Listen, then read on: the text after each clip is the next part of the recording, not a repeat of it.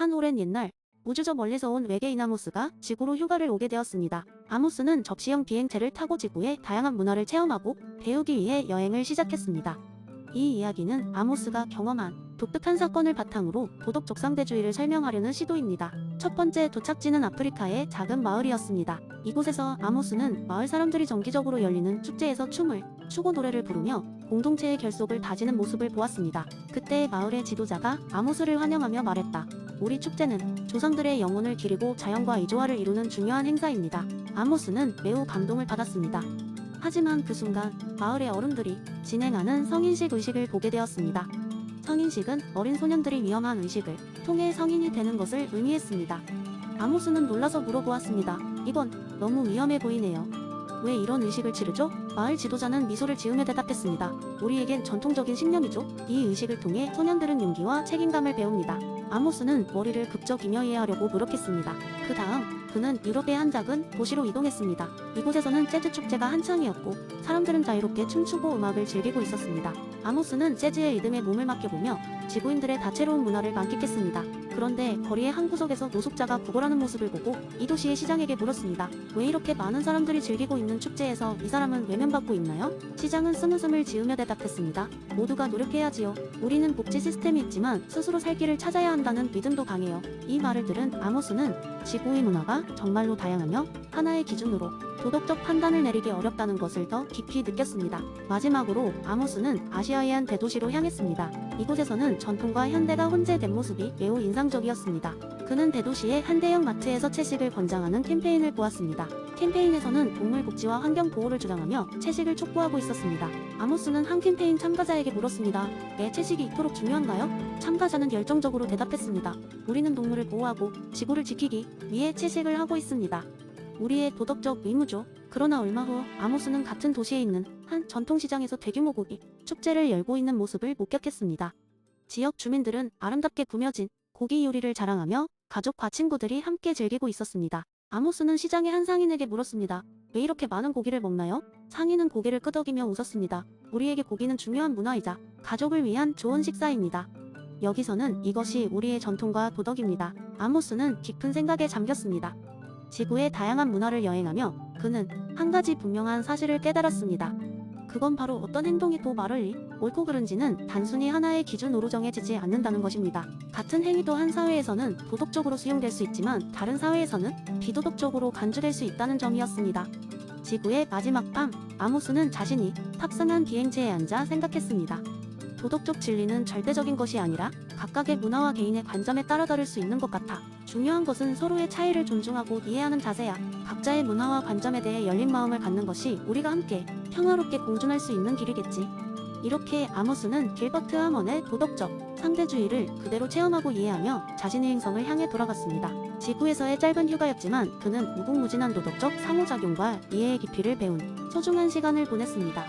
아모스는 자신만의 도덕적 관점을 지니면서도 다른 이들의 도덕적 관점을 기꺼이 이해하고 존중하는 것이 얼마나 중요한지 깨닫게 되었습니다.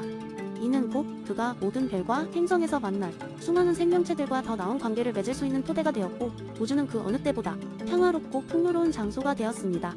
두 번째 이야기, 한 번은 세상의 감정을 경험하고 이해하려는 목적으로 여행을 떠난 젊은 철학자가 있었습니다. 그의 이름은 아르토였습니다. 아르토는 맥스 셸러의 감정의 계층 이론에 깊이 매료되어 이 이론을 실생활에서 직접 체험하기로 결심했습니다. 아르토의 첫 번째 여정은 감각적 감정을 체험하는 것이었습니다.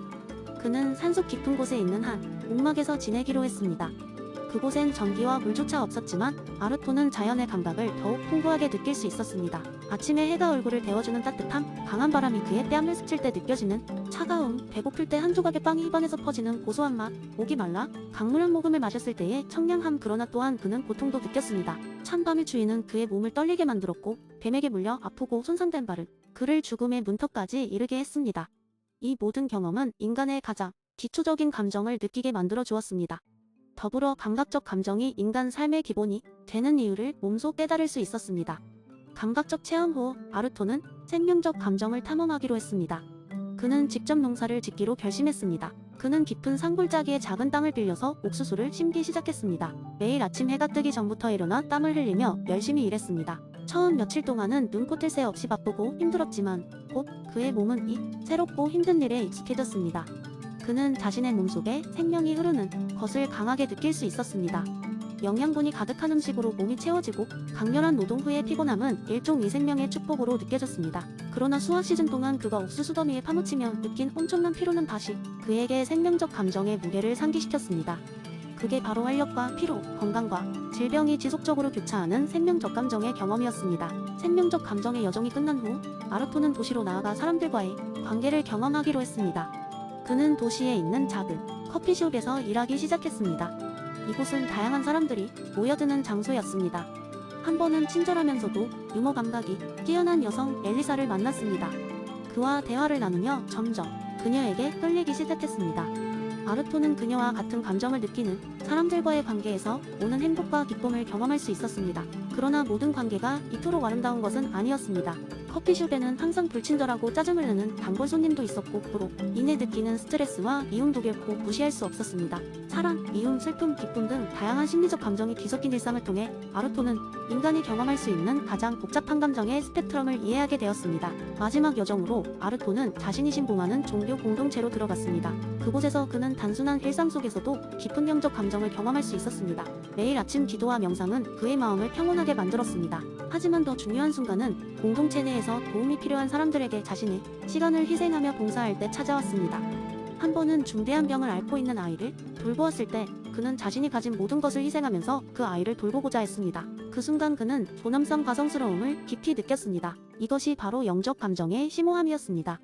그의 내면 깊숙한 곳에서 나오는 존엄성과 희생의 감정은 그의 존재를 더욱 충만하게 만들어 주었습니다. 끝으로 아르토는 이러한 감정 이계층을 통해 인간 존재의 깊이를 명확히 이해하게 되었습니다.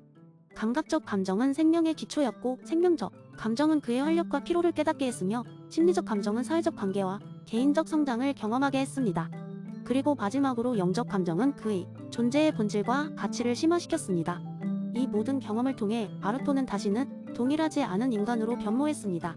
감정의 계층을 통해 깊은 통찰을 얻은 그는 자신의 이야기를 다른 이들과 나누어 그들도 자신의 감정을 더욱 깊이 이해하고 진정한 인간의 존재와 가치를 깨닫기를 바랐습니다. 세 번째 이야기, 누구나 알 법한 이름, 이삭 아시모프. 이 사람이 과학소설 작가로서 미친 영향은 어마어마하죠.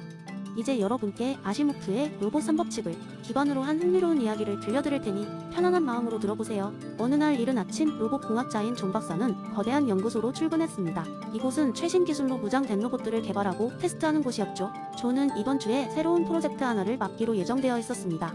바로 로봇 알파를 개선하는 일이었죠. 이 로봇은 아시모프의 로봇 3법칙을 완벽히 따르는 모범 로봇이었습니다. 하지만 이번 프로젝트는 좀 특이했습니다. 로봇 알파가 사람들 사이에서 더 인간답게 행동하길 원했기 때문이죠. 기존의 로봇 3법칙을 기본으로 하되 로봇의 행동의 재미와 유머를 가미하는 것이 목표였습니다. 첫 번째 법칙을 개조하는데 있어서 박사님은 로봇은 인간에게 해를 끼치기는커녕 인간을 웃길 의무가 있다라고 바꿔보았습니다. 두 번째 법칙도 비슷하게 조정되어 로봇은 인간의 명령에 따르되 그 과정에서 인간 사회에도 웃음을 주어야 한다로 변경되었습니다. 마지막으로 세 번째 법칙은 로봇은 스스로의 존재를 보호하되 그 과정에서도 인간을 웃겨야 한다라고 바뀌었죠. 연구소 팀은 이 새로운 법칙들을 로봇 알파의 프로그램에 삽입했고 테스트를 위해 도심 한가운데로 내보냈습니다. 첫 번째로 맞닥뜨린 것은 길 잃은 강아지를 찾는 아이였습니다. 알파는 즉시 강아지의 위치를 파악하고 아이에게 안내하되 중간중간 장난기 가득한 얼굴 표정을 지으며 아이를 웃게 만들었습니다. 아이는 알파를 보며 크게 웃었고 이 광경을 본 주변 사람들도 함께 웃음을 터뜨렸습니다. 성공적이었죠. 다음으로 알파는 한 가게 안으로 들어갔습니다. 상점 주인은 무거운 물건을 옮기고 있었고 알파는 신속하게 그를 도와주기로 했습니다. 물건을 옮기는 동안 알파는 특이한 춤을 추며 주인의 피로를 풀어주려고 했습니다. 주인은 처음에는 놀랐지만 곧 알파의 춤을 보고 웃음을 터뜨렸습니다. 마지막으로 알파는 길을 걷던 중 교통신호등이 고장난 것을 발견했습니다. 보행자가 위험에 처할 수 있었죠. 로봇은 즉시 신호등을 고치기 시작했는데요. 그 과정에서 마치 코미디 영화처럼 우스꽝스러운 몸짓을 했습니다. 지나가던 사람들은 이 광경을 보며 끊임없이 웃음을 터뜨렸고 덕분에 모든 사람이 안전하게 길을 건널 수 있었습니다. 그렇게 하루가 지나갔고 로봇 알파는 연구소로 돌아왔습니다. 박사님과 연구팀은 알파의 행동을 모니터링하며 큰 성공을 자축했습니다. 비록 아시모프의 원래 3법칙은 진지하고 윤리적인 논의를 불러일으켰지만 유머와 재미를 가미한 새로운 법칙도 나름의 효과를 발휘했습니다. 사람들은 로봇 알파를 통해 웃음과 긍정을 찾을 수 있었고, 기술이 단순히 편의를 넘어서 인간 생활의 질 자체를 높일 수 있다는 것을 보여줬습니다. 이 일이 있고 나서 알파는 도시 곳곳에서 사람들에게 웃음을 전하는 코미디 로봇으로 소문이 났고, 도시의 작은 영웅이 되었습니다. 사람들은 이제 아침마다 알파가 로봇 3법칙을 지키며 동시에 그들을 웃게 만들어줄 것을 기대하게 되었습니다. 이렇듯 아시모프의 원래 로봇 3법칙을 약간 비틀어 재미와 인간미를 추가하는 것만으로도 얼마나 많은 긍정적인 영향을 끼칠 수 있는지 알 수 있었습니다. 분명 아시모프 선생님도 이 광경을 보았다면 흐뭇한 미소를 지었을 겁니다. 여러분, 이 이야기를 통해 기술과 윤리, 그리고 인간미가 어떻게 공존할 수 있는지 생각해보는 기회가 되었기를 바랍니다. 이제 여러분들도 로봇을 만날 때 그 속에 담긴 휴머니즘을 떠올려보세요. 네 번째 이야기. 안녕하세요. 여러분, 오늘은 맹자의 성선설을 바탕으로 한 재미있는 썰을 하나 들려드리려고 합니다. 다소 길겠지만 끝까지 들어주시면 유익하고 재미있는 시간이 될 것이라고 확신합니다. 자, 그러면 이야기를 시작해볼까요? 어느 날 작은 마을에 사는 한 소년이 있었습니다. 그의 이름은 왕이었습니다. 왕이는 평범한 농가에서 태어나고 자라났지만 그의 부모님은 그를 매우 준엄하게 키웠습니다. 왕이야, 사람은 태어날 때부터 선한 본성을 가지고 있어. 그 본성을 잘 키우는 게 우리의 당연한 의무란다. 항상 부모님은 이렇게 노래하듯 그의 귀에 이야기했습니다. 왕이는 과연 자신의 본성은 무엇이며 그것을 어떻게 키울 수 있을지 궁금했습니다. 그래서 그는 매일 아침 일찍 일어나서 마을 어르신들과 대화를 나누기 시작했습니다. 어느 날 마을의 가장 지혜롭다는 노인과 대화를 나눌 기회가 생겼습니다. 할아버지, 진정 모든 사람은 선한 본성을 가지고 태어난다는 게 사실인가요? 왕이가 물었습니다. 노인은 눈을 반짝이며 대답했습니다. 그럼 왕이야, 맹자라는 사람이 그렇게 말했지. 모든 사람은 인, 해, 예, 지라는 네 가지 덕목을 가지고 태어난단다. 그러나 그것을 심화시키는 건 우리 듀티라고 할 수 있지. 왕이는 집으로 돌아오면서 문득 자신이 그 덕목들을 얼마나 잘 실천하고 있는지 궁금해졌습니다. 그래서 그는 그날부터 특별한 실험을 해보기로 결정했습니다. 그는 자신의 덕목을 테스트하기 위해 다양한 상황에 자신을 놓아보기로 했습니다. 먼저 왕이는 동네 친구가 공경에 처했을 때 도움을 주기로 했습니다. 친구가 나무에서 떨어져 다리를 뺀 일이 있었는데 왕이는 친구를 얻고 마을의 의원에게로 달려갔습니다. 그때 친구가 물었습니다. 왜 날 도와주는 거야? 너도 힘들 텐데. 왕이는 미소를 지으며 말했습니다. 내 안에 인이라는 본성이 있다고 해. 친구, 그것이 나를 움직이게 해. 다음으로 왕이는 마을 장터에서 샘에 잘못된 상인을 발견하게 되었습니다. 상인이 실수로 더 많은 돈을 거슬러 준 것을 즉시 돌려주며 왕이는 의를 실천했습니다. 저는 당신의 실수를 이용할 수 없어요. 제 양심이 허락하지 않아요. 또 한 번은 중요한 축제가 있었는데 왕이는 항상 예의 바르게 인사하고 어른들을 공경하는 예를 생활 속에서 실천했습니다. 이로 인해 그는 마을 사람들로부터 많은 칭찬을 받았습니다. 마지막으로 왕이는 지혜로운 결정을 내리는지를 기르기 위해 항상 책을 읽고 어르신들과 대화를 나누며 많은 것을 배웠습니다. 그는 늘 호기심과 학구열로 가득 차 있었습니다. 이렇게 자신의 덕목을 하나씩 실천해 나가던 왕이는 어느 날 대단한 깨달음을 얻었습니다. 맹자의 성선설은 그냥 말뿐이 아니라 우리가 실제로 실행해야 하는 것이야.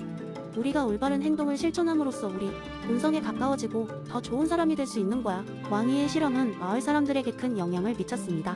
그의 이야기는 사람들에게 전해졌고 많은 사람들이 왕이를 본받아 본성의 선함을 키우기 위해 노력하게 되었습니다.